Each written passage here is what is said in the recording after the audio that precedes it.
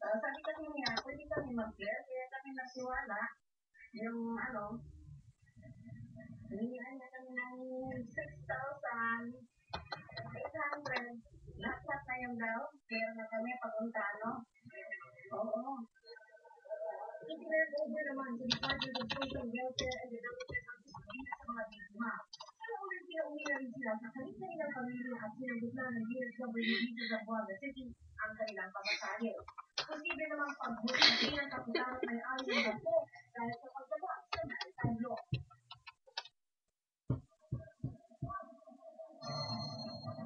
Balikan po natin ang mga balita tungkol sa Maguindanao Massacre. Bukas na nga po ang ikalawang anibersaryo ng malapit na trahedya nito.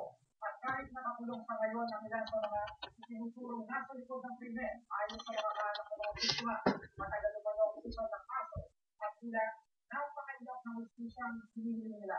Balikan natin ang mga nagalap noong November 22, 2009. Sa report nito, sila Panganibanter. November 22, 2009. Limang po ng biktima ang sabay-sabay na pinatay sa tinaguri ang pinakabagong political massacre sa kasaysayan ng Pilipinas. Kasama rin ang 32 taga-media na magkakover ng usala ng paghahay ng asawa at mga kapatid na babae, Pinoy Buluan Maguindanao Vice Mayor Estel Toto Manggagago ng Certificate of Candidacy para sa pagkagobernador. Sa bayan ng Apatuan, kailangan sila ng mga armadong lalaki sa isang checkpoint at pinagbabalik. Dahil sa krimen na napasabay lang sa convoy ng mga manggagago. Ang Congress Media Center, pinilita ang massacre kanina sa pamamagitan ng isang photo at video exhibit, misa at candlelighting ceremony.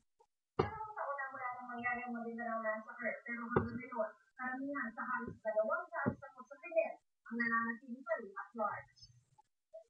May 196 na akusado sa kaso. Kasama rito ang hanggang 36 na miyembro ng pamilya ang Patuan. 94 pa lang sa mga akusado, kasamang 6 hanggang 7 ang Patuan ang nasa kustudiya ng mga otoridad. Sa bilang na ito, 54 pa lamang ang nababasahan ng sakdal. Kasama pa lang sa kustudiya na ng mga otoridad pero di pa nababasahan ng sakdal ay si suspended ARMM Governor Salvi ang Patuan na pinagpasya ng pagkakabilang niya sa mga akusado. May 5 naman ang mga saksi ng prosecution ng depensa. 87 pa lamang sa mga ito ang nakapagbigay na ng testimonya sa korte. Sabi pa rin ni Senador Joker Arroyo, baka abutin ng 200 taon bago ito maresolba. Ayon kay Atty. Harry Roque, hindi naman daw kasalanan ng prosecution ng depensa ang delay sa pag-usad ng kaso, hindi dahil sa legal system ng bansa. Ang mga nasa tempos na is really not out there this many cases of going on. And an antiquated criminal procedure. Kaya ang mga kaanak ng mga biktima, naiinit na. Kaya nga nababagalan kami talaga po sa kaso. Hanggang ngayon, wala pang nangyayari po. Yung inaasahan namin sisya para sa mga biktima po, hanggang ngayon, wala pa, hindi pa nangyayari. Patunayan, si Salvi ang Patuan, para hindi pa siya naaring. Pati ang asawa ni Salvi ang Patuan na isinubat na ang katotohanan.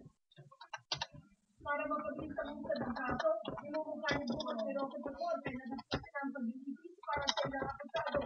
Tulad ng Dalang Patuan Jr., pati ng ama nitong si dating Maguindanao Governor Andal Sr. Hindi natin gagawin ito ng business at aantayin ng lahat na matapos ang ebidensya at talaga hindi matatapos. Grabe ko kasi talaga yun.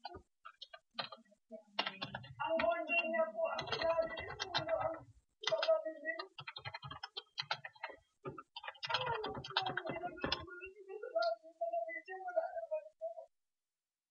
Sinikap namin po na ng pahilang ng ilang abogado ng mga Patuan, pero minsan, walang tumugol sa aming mga text sa tawa.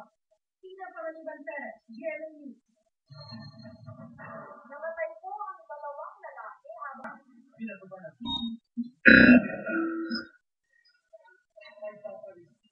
dapat ay